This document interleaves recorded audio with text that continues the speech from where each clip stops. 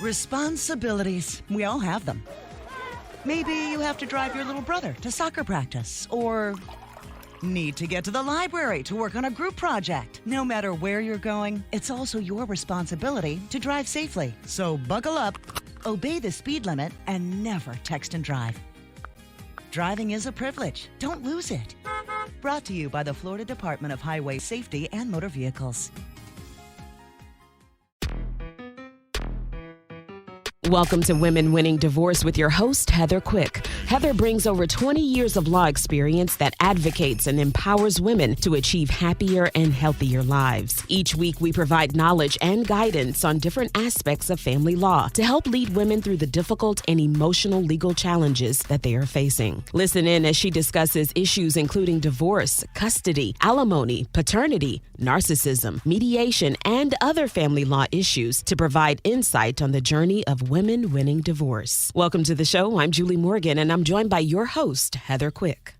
Heather, I don't even know if I want to start with the pleasantries because I really want to get into this topic. That would be rude. How you doing, Heather? Oh, I'm doing great. I love it when you're excited about a topic because then the time flies by, and I have a feeling this is going to be popular with our listeners as well. Yeah, I really do. And I mean, without further ado, gaslighting, that is the topic today. First of all, what is this? What does this even mean? Okay, so this is a term that is being used a lot lately, but it's only really beginning to be studied in the impact it has on its victims. So it is a form of psychological manipulation that focuses on creating the self-doubt so that you really begin to question yourself. And when somebody's doing it very effectively, it distorts the reality to make the victim feel as if like they're kind of losing their mind and that they think or feel it isn't real. So it sounds really creepy, I know, but it is, and it does happen. I'm listening to this. And so basically, okay, well, let's say this. So it's basically someone making you feel like, okay, what's really going on is not going on.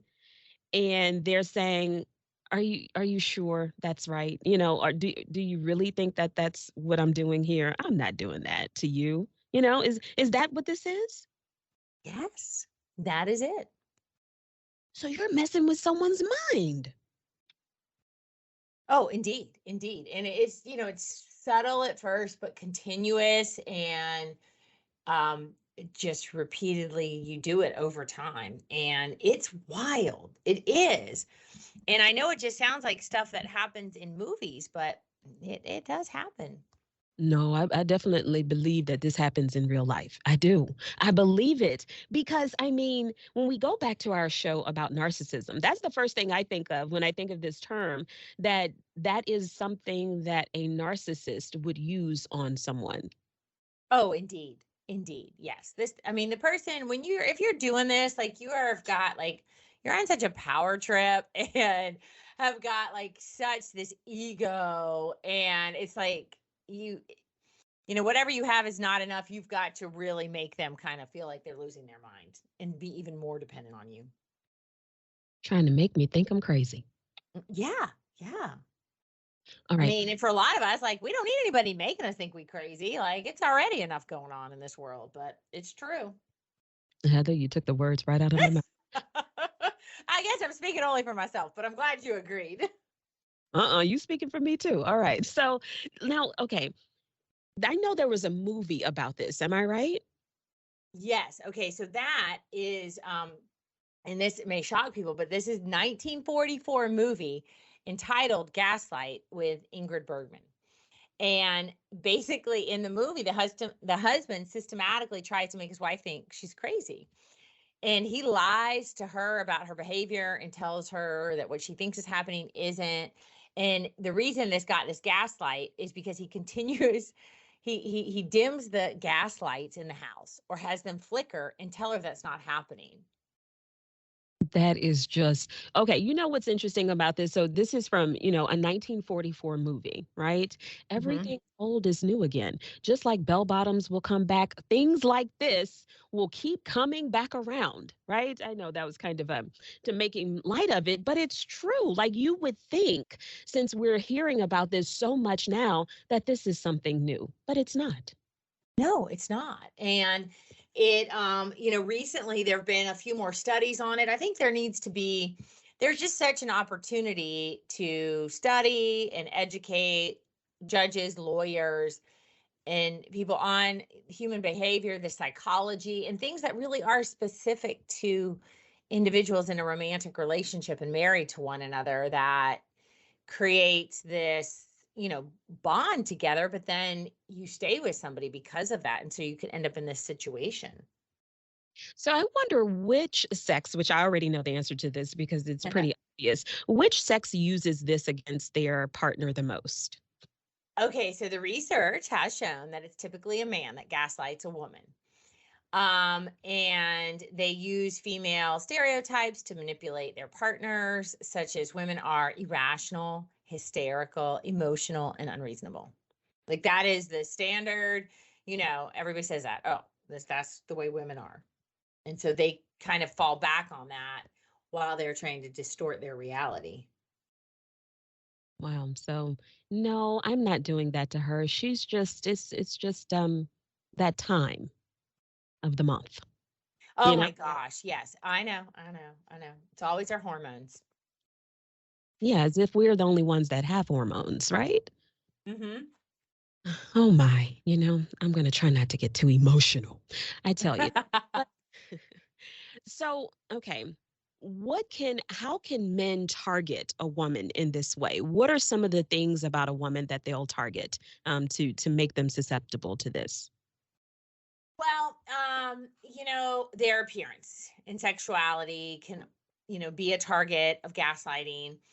And, it's for, when you get dressed up and then they try to turn the situation around that you're trying to get the attention of another man and accuse the woman of cheating with random people or multiple different conversations and distorting what actually happened. So, that is part of it. And it's really comes down to manipulation and you're isolating them. In order for, I think, gaslighting to really be effective and work, you have to create that isolation because other people around are going to be, yes, that light is flickering. So that really kind of comes in conjunction with it is that isolation. Okay, I didn't even think about that. That's true because the other people around can actually confirm what's going on and make sure that you know that you're not going crazy. Correct. Hmm. And I wonder what drives someone to do this? What drives someone to say that, I want to manipulate another person? And I asked this question before with narcissism. And again, we keep going back to that. If you want to listen to that show, it's a good one. Actually, it was like 2 or 3 weeks. And they were just awesome. So you could go to our website, womenwinningdivorce.com, and subscribe, download, and listen. But it just makes me think, why? Why? What makes you feel like you are so special that you get to manipulate me? Power and control. I mean, again, it's just that imbalance of power, abuser and a victim, and it's just a different. I mean, psychological abuse really is exactly what this is. So, and it's somebody who's insecure. It's a bully, and they don't like to be threatened or accused of being wrong or confronted. And so therefore, they, begin to do this. Would be my best guess, and what I've learned from the research. I wonder whenever this type of person goes before a judge in, let's say, in a divorce situation, because obviously this is the topic, women winning divorce. I wonder if the judge recognizes their behavior almost immediately because they've seen it before. Oh, no, they don't. That's why I was saying, like, judges need to be like educated, and it's just they're usually very y- you know manipulative and charming, similar to our narcissist, discussions that we've had. So it can be hard. It can be hard to show what's gone on, and, to what end? What does that get you is another question. It's more important that you recognize it and get out. That tends to be the most important. That is true. Yeah, because they could put up this wall, they could put on this face that they are just the most wonderful person in front of a judge because you're not there sitting there, in an extensive period of time. And so they could fool someone. But yeah, it is important that you realize what's going on. That's the biggest thing, because that's the hardest part. You can't see it. So it may take someone else to help you, but I wonder how you get that help, especially if they're trying to isolate you in order to manipulate you. You know what I mean?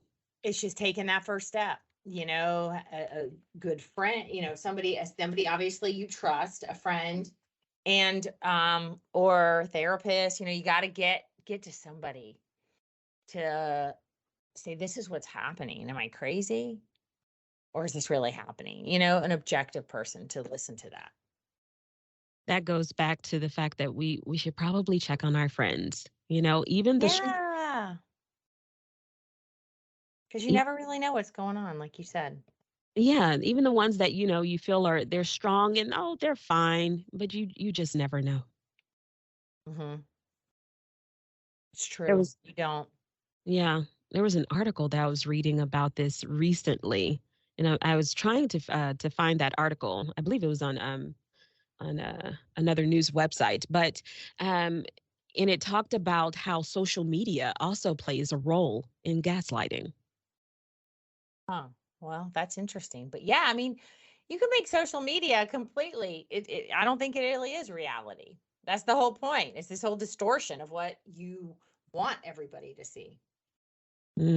Yes, I've always said that. Don't think it's not real. Yeah, Anyway, that's a whole nother topic, Heather. I know. I know. So let's get into some of the techniques of gaslighting. All righty. Well, okay. So what the gaslighters tend to do is all these same behaviors to confuse, undermine, and isolate their victim. And they like little things, but they do it over and over, like always leaving the TV on. And then they're like, why? And then they get mad at you because they are totally buying like that reality that you did this or that. And or like you said, with the lights or just overall behaviors.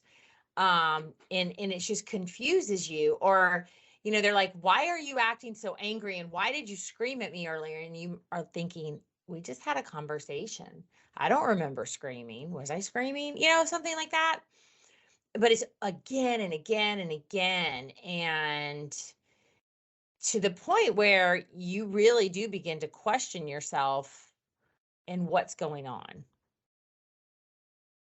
But that's a good tip, actually, for anyone listening to this and they've possibly, been victims of this. That's a good tip for them to understand that if they're using the same thing over and over, and you have an inkling of a feeling that are, they're trying to make you think you're crazy, but you're not, that's a good tip for them to remember. Oh, I think so. And that's why, like you said, like, if problem is, if you're isolated, you're isolated, and you're, not maybe aware too much. But right, you really need someone in there to say, this is going on, and it's not normal, and it's not you. So maybe if someone is listening to this because your friend may not have access, to listen to this podcast, and you've possibly, heard them say certain things that you can determine that this is something they're a victim of, maybe help them out. I think so, for sure. Yes. This is such a sad situation. It really is. I keep going back to the narcissism. I said the same thing with that. That is a sad situation to be in because you don't know that you're actually in it. Yeah, I would agree with you. And the question then becomes, what do you do? What do you do? Yeah. So you need that support system. Hmm. Hmm. So, also, as with a narcissist, really only their perspective matters and only their version of events really matters. And that's what they try to pull people into. And the same thing with gaslighting. That's another technique. Yeah, and they're really master manipulators. And because that's what it is. They're gaining control over you through this manipulation. And it's really difficult to spot. Like if anybody's in this situation, I think once they are out of it and look back, they just are like, how did this happen? However, it is subtle and it's just like insidious the way it just kind of they work their way in, and they are domineering, but yet they show and they make it you believe that they are kind, generous, intelligent, and trustworthy. And they really use like subtlety to their advantage. They're undermining their victims in a way that just is not obvious.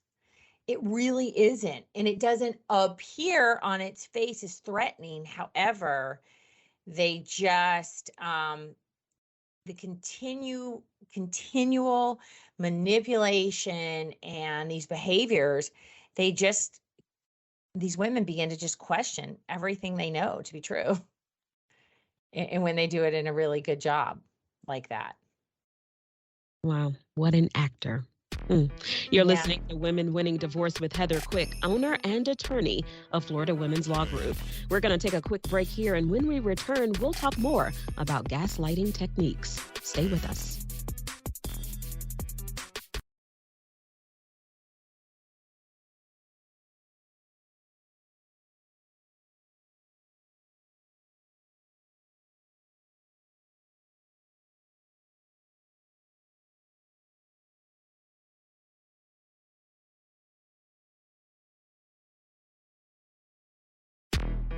Welcome back to Women Winning Divorce with Heather Quick, owner and attorney of Florida Women's Law Group.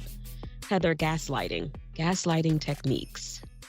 Another thing I was thinking about from this article that I read before is that they don't want to talk to you. They don't they don't want to listen to you. Correct. Or they do, but well, they're not listening. They let you talk, but then it just keeps coming back to they're distorting your reality. So that's their main thing, like overriding your reality. Um, so they're trying to convince you that your words are not what is truly happening. And that just makes someone feel so unimportant. Yeah, and it's kind of like I read in another article that they said, hey, if the gaslighter had a mantra, it would be if you repeat a lie often enough, it becomes true. Oh wow, that's a good one.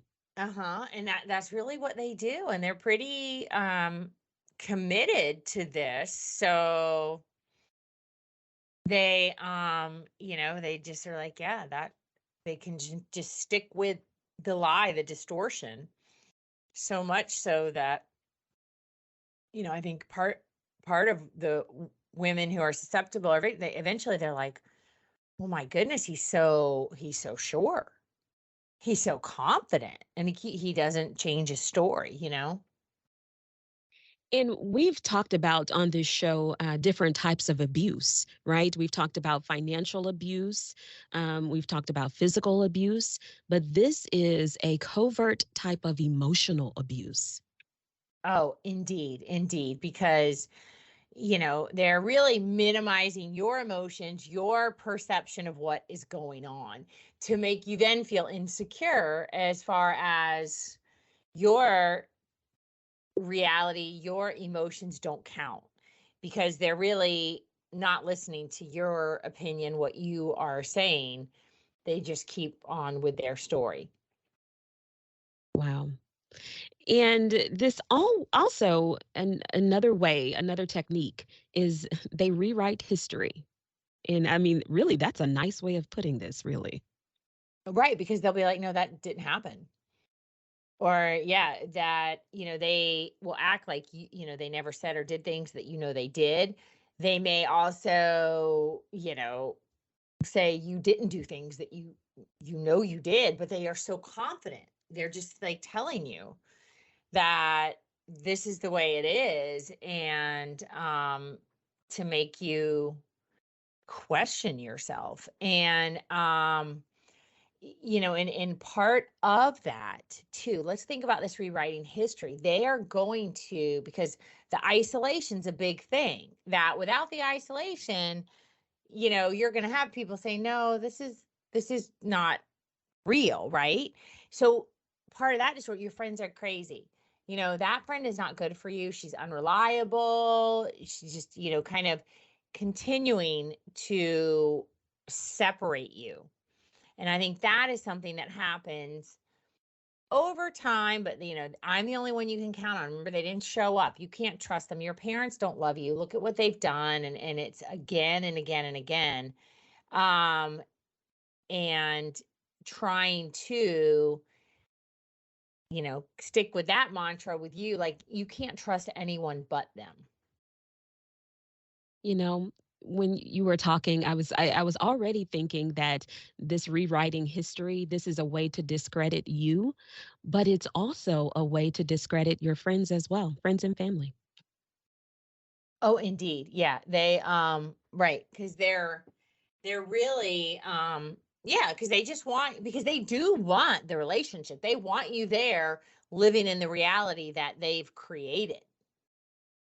Um and this, one of the other things on the tactic, like they're really, something that I had read in some of the research is that they're really trying to make things easier for themselves, and that this need, whether it's conscious or unconscious, is just to control, and to control their surroundings, control you, but they want everything there on their terms. And so sometimes they aren't, consciously devising these evil things. It's just the way they operate.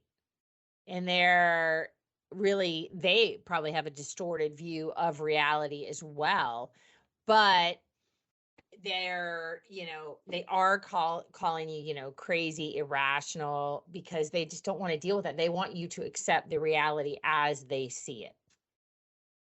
Mm. And that instead of that being you, or that as far as that is your description or description of you, that's really a description of them. Yes. Yes. And that's all. But yeah, I mean, it's just, it's fascinating. I think that the more you read about it, that um the it does seem weird. It does seem like things that we would just see in movies and in books, but it is real. And this, you know what, as we talk about this, I wonder, this, we're of course talking about a relationship, and in reference to divorce and a husband and a wife, but I also think about this on in other types of relationships as well. So if you're listening to this and you're not in a relationship where you're getting a divorce or you're thinking about it, but you recognize this behavior in another type of relationship that you may have, I mean, this can really spill over into other things as well. Well, and it can, but it is, what, I've learned in looking at this and researching this, is it's really often fueled by sexism, which we talked about in the first segment, that that's where you're going to see it. So there was a, a paper, I think it was a research paper published in 2014. And the author was talking about a female grad student who discovers that the male grad students have made a list ranking their female peers by attractiveness. When she says, hey, this is really inappropriate, she's told that she's overly sensitive and policing innocent conversations against these male friends. And is she really that insecure about her ranking on this list? Like, what just happened there? Like in that paper, it's like they just take it and be like, now you're being oversensitive. And that's where I think it's really interesting to understand that this is definitely, fueled by sexism and men, and you could experience this in the workplace. That's exactly, see, you can say that. I can't say experience this in the workplace, but I am going to back it up. But that's exactly where I was thinking about this happening in the workplace. I mean, when you look at that, that's in school. That is based on school. So it could be your school. It could be in so many different situations that you really would not even expect, because we started talking about this, in romantic relationships. But I think there is a lot of that when we think about conversations between men and women. It kind of goes there often. And that is a basis of a lot of this gaslighting, is to just say, no, that's not the reality. And I think that's interesting. I mean, maybe for, certainly any other topics, but it's an interesting way to look at that for sure. It definitely is, because otherwise we would be saying that, oh, it only happens with you. But that person's behavior, the way they act, who they are, it spills over into everything they do. Yeah, and I think a lot of it is common. And um I think it's helpful, just like with so many things, if we as women are educating ourselves. Like, oh, okay, you know, just because we express a point of view and somebody just, discounts it, that doesn't mean we're wrong. It just means they're unwilling to see maybe a different perspective. And that's when, we are like totally getting off the topic of like relationships and divorce, but it's the same behavior. And I think it does kind of bleed over into sexual harassment type cases. Yeah, and I think the most important thing here is really to be able to identify this behavior. So, if it does spill over into those other things, you're able to identify it on that level and also in your romantic relationships as well. Absolutely. Now, one of the things you said is having proof, or when you call them out or show proof that they're wrong, and they're trying to make you think that you're crazy and irrational. They try to deflect and distract you with something else, or maybe no, we haven't gotten to that part. That's me saying that. But I know, yeah, I know. Look, Heather, we got to work together. I know you laughing at me like, well, Julie, what you talking about? But I know that is an aspect of it, or a technique that they use. Well, right, because they just disagree with you so much so that you begin to wonder, well, no, I thought I saw that picture of you with that girl on social media. Like, no, I thought it was, no, you didn't. That wasn't me. That really wasn't what you thought. Again, just basically lying, but very confidently, so that you're really not even sure. Or they may say that they did this because it was something that you did.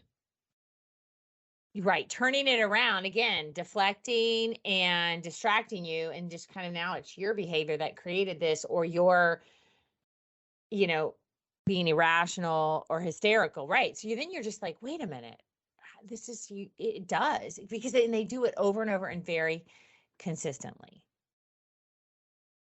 But what if they say, but I love you? Why would I do something like that? Oh, well, I know, and they probably do, but they love you also in this particular setting, and they love you as long as you agree. Again, like I said earlier, make their life easier, and don't express your own emotions or point of view. So Oh, Heather, this made me think of something else.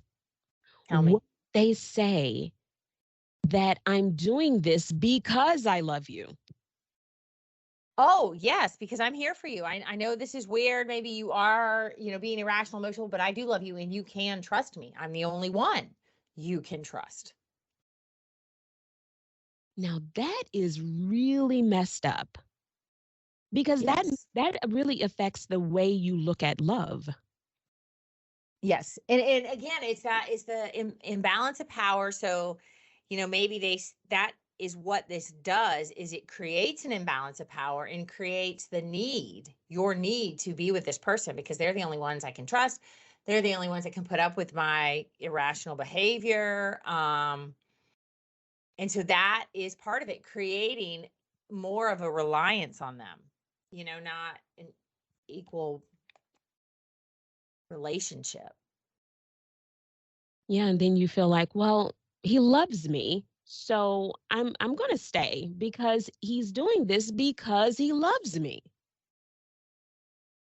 Right. Hmm. And I just want to be loved.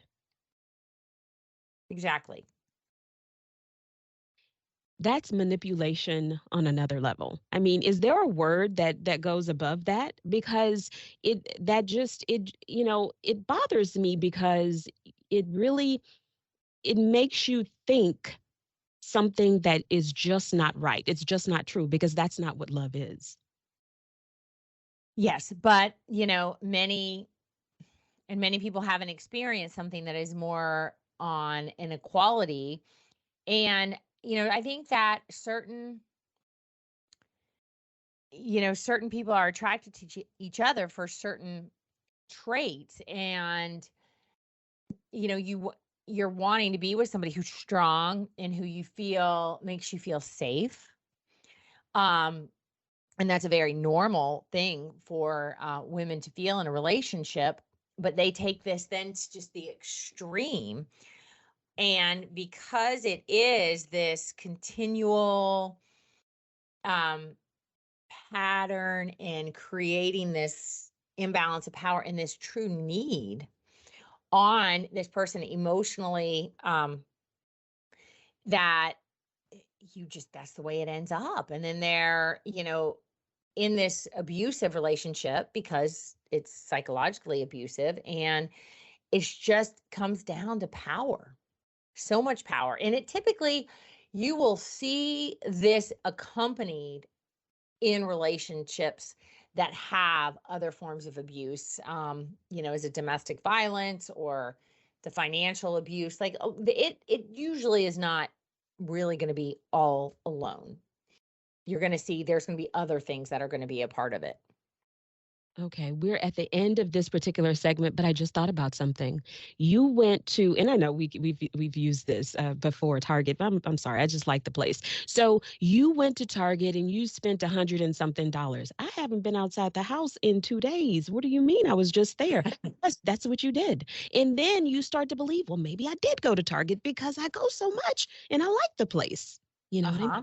Just very like little seeds like that again and again and again. And that right there, that goes hand in hand with the financial abuse that we talked about because they're Mhm. watching you, they're watching your transactions, and now this is a form of emotional. Oh, we have so many places to go with this. You're listening to Women Winning Divorce with Heather Quick, owner and attorney of Florida Women's Law Group. When we return, we're going to talk more about gaslighting and what to do if you're in this situation. Stay with us.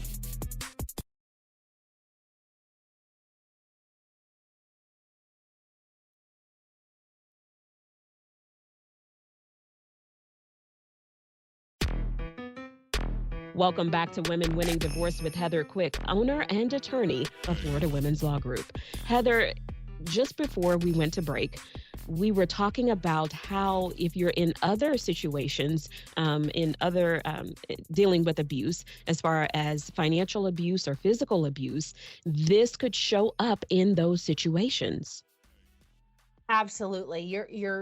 It's very likely, going to be part of that whole dysfunction, because it's so related to power and control. And what some of the other things that happen is that they really are, confusing you on purpose. And it is common, the research shows they'll also use this, telling you that the authorities are watching, like maybe really thinking that there's something going on. And that is really where it does cross the line. And I have seen this happen. It's been quite some time, but there was another article I read in the research, and it was talking about like the susceptibility of these women to the really involvement and potentially, being put in a mental health system, maybe Baker acted, where they're calling the police on you. Like there's really, that gets to where it gets really bad, but that can happen because they're telling other people that you're unstable. Oh, wow. That's true. And that right there, that's emotional abuse, along with gaslighting, which is emotional abuse. So you're dealing with different forms of emotional abuse at that point. Yes. And right, they are, really, there's just so much of the confusion that they're creating with the flipping the stories and, you know, making you feel crazy, calling you crazy, confusing you. They're blaming you for things that you maybe didn't even do. And, denying events and really just creating this whole kind of feeling of like you're in the twilight zone and you're just not sure what's going on. And, that is part of what then sets them up many times. And they'll call the police or, say something's going on, you're going to harm yourself. And you're like, and at that point, your reality has become so distorted. You're like, I don't think so, but you have lost so much of your own power. Oh, wow. Oh, this is so sad. Okay, and another thing I thought about, going back to how it could relate to physical abuse. Let's say you have a bruise, right? Hmm. And they say, well, I don't know what you're talking about. I didn't hurt you. You know you're clumsy. You ran into the refrigerator or whatever, right? And then you're thinking, well, I am clumsy. So maybe did I run into the refrigerator or did I hit my leg on the coffee table? But they're actually the one that's abusing you. Right. And they're so bold as to say, let's say like if the, police was involved, they will say to you, I didn't do that. Remember you tripped on the coffee table. Like, did you black out again? Or saying again, just making up stuff. But in such a way, it's so confident. And you've already really become insecure and unsure of yourself that yeah, they're gonna say, "No, I didn't do that," and in such a way that really makes you think you've got a problem. You know, y- this is something that I know people are digging into a little deeper. We are seeing so many more articles written about this by people with actual degrees in mental health, and it makes me think. I wonder if the police, if they understand that if they go to a house and they see this situation, that this could be what's going on. I wonder if they're understanding this as well. I don't know, and I think that is I would think as a whole, no. I would think as a whole that people believe their stereotypes. They go into situations and they're, gonna go with that. That's where you default back. And it's gonna take a pretty well educated, emotionally intelligent law enforcement officer to see a scene in such a way and ask the right questions and make sure people get separated. There certainly is more awareness and training on domestic situations now than maybe 20 years ago, but I think there's still a long way to go. October is Domestic Violence Awareness Month, and just something that I just thought about because these two things, they definitely can go hand in hand. Yes, they can. And again, and that's why isolation is so dangerous. And that the importance of staying in contact with friends and family. And if you don't have anybody, you need to go find somebody. If you have any friends that have just like completely dropped out of contact. And hey, that, let's think about this world for the past couple years. We've had imposed isolation on so many people, and it's time to think, okay, um, where is that person?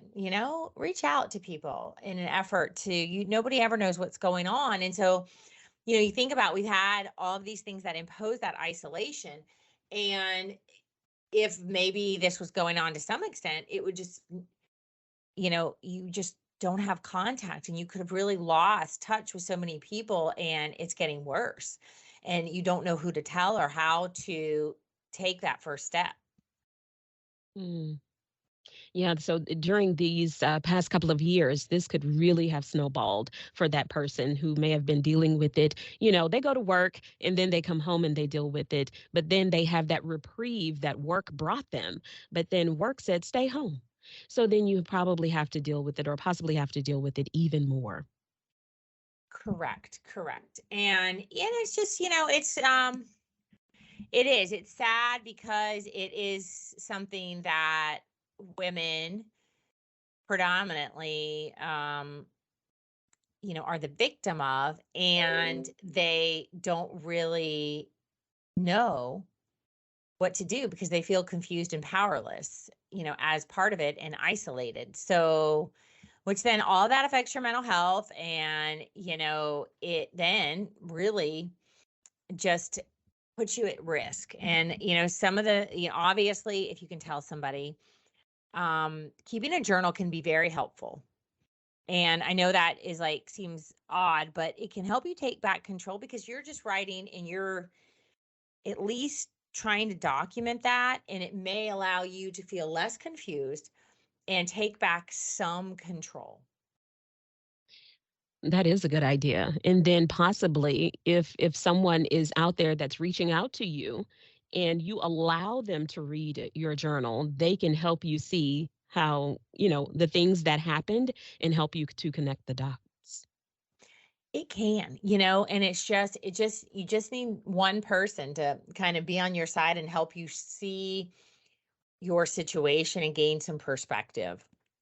And that could be, yes, we've had a change in our world and that isolation. However, it has opened up so many more options for therapy online and connection with somebody virtually, that might be an easier first step that could really help you. Oh, that is a good idea, because let's say you're someone you don't want to tell friends or family because it's embarrassing, right? But Right. you can tell someone or speak to someone virtually, and that'll help. I like that. And, that's really the first step to regaining some control and self-esteem and, understanding of what's going on. Yeah, because when someone tries to make you feel like you're crazy, you're overreacting, you're too emotional, too hysterical, that type of thing, that really does take a hit at your self-esteem. It does. It does. And it does make you wonder, what is anybody even going to believe me? I think that's, what really, because you are, um, you're doubting yourself for sure. Another thing I thought about is, what if someone really does have mental health issues? And then they're going through this, and it may be documented mental health issues, and then they have to deal with someone that's gaslighting them. Oh, that could be another situation. Well, yeah, because you're going to be more susceptible and it's going to impact you. And likely the result is going to be increased anxiety or depression. It definitely, it just like within other domestic violence type situations. So yeah, it most definitely will affect you in your mental health. Now, that is why many reasons for, seeking some kind of therapy, because that can help you, because it is psychological abuse, just like we talked about. And so so the person, the mental health professional, that person that can help you, if you're divulging this information, if you're telling them and being honest and vulnerable with them as you should be, they can get you into hopefully a better situation or direct you into a better situation, faster if you are taking advantage of that mental health. It's well, and it's true because what you're wanting is a safe place, not being put somewhere by your husband in order, that he's controlling the situation. So, yes, so it's important that you definitely seek out some kind of help, something to begin the process. If is this something that, let's say I come into your office, I give you some scenarios, some situations that I've been going through with my husband, is this something that someone at your office, can they direct me to a mental health professional? Oh, absolutely. We have a wonderful group of mental health professionals that can we refer to uh, frequently. That's good, because you know that whenever you go to try to get out of this situation in terms of a divorce, there's also another level of help there, another level of assistance to get you where you need to be. Yes, because that's going to be so important. Your self esteem has been so decreased. You have been isolated. There, anyone in this situation is really going to need a lot of work to build themselves back up and support to build themselves back up. I'm not asking you to tell me if you've seen this situation before. Of course, Heather, I know there are certain things that you can't tell me, but um, do you just like when serious issues like this come up, do you just kind of want to, say, leave, stop, don't go back? I mean, I don't know. I just feel like I would probably cross the line and say, please, I'm going to let you stay here. But I know you can't get emotionally involved like that, but I feel like I would want to. Does that make sense? Oh, yes, it does. And you know what? If and when the we're able to meet with a woman and talk about this, the one thing that we can provide is certainly some perspective from an objective point of view. And usually you hear enough within that meeting to tell them you are not crazy and this is not normal. So if you want to protect yourself and get better, you will have to remove yourself from that situation. May not be right now immediately, but understanding that that's going to have to happen hopefully gives them the strength to recognize, okay, I am not going crazy. This is not normal. And in order to change it, I'm going to have to stand up for myself. And last thing that I thought about is, if they hear it from you, from one of the attorneys there, they're you're someone, you don't know them, you don't really owe anyone anything, but they're objective, they can see this, and they should be able to say, wow, if they're able to see this and I've told them my story, then there has to be something there. And that's right. And just, maybe just that one time and then somebody else. And then you can begin because this didn't happen, overnight. It happened, it built up over time. And so therefore, most people aren't going to just automatically come out of it. If you've been in this relationship and this kind of abuse for years, it's not like just tomorrow you're going to be able to flip a switch and be done. It's going to take you some time to heal and build back up, and that's okay. But I think you have to recognize that this is seriously affected you emotionally, psychologically, and probably physically. Wow. Anything else you want to add on this topic? There's probably so much, but I think that we've given enough overview, I hope, and not to be depressing or negative to anybody, but just bring light of the subject because it's the things that we don't talk about that we don't work to fix because we're afraid to even bring it up. And I just hope that for anyone in this situation, if they are listening, that they will reach out, for us to help them. Or if you know somebody that may be in this situation, now you know there are resources and you can, help her remove herself from that situation by calling us at Florida Women's Law Group. No, that is so important. Until next time, Heather. Yes, Julie. Thank you so much, as always.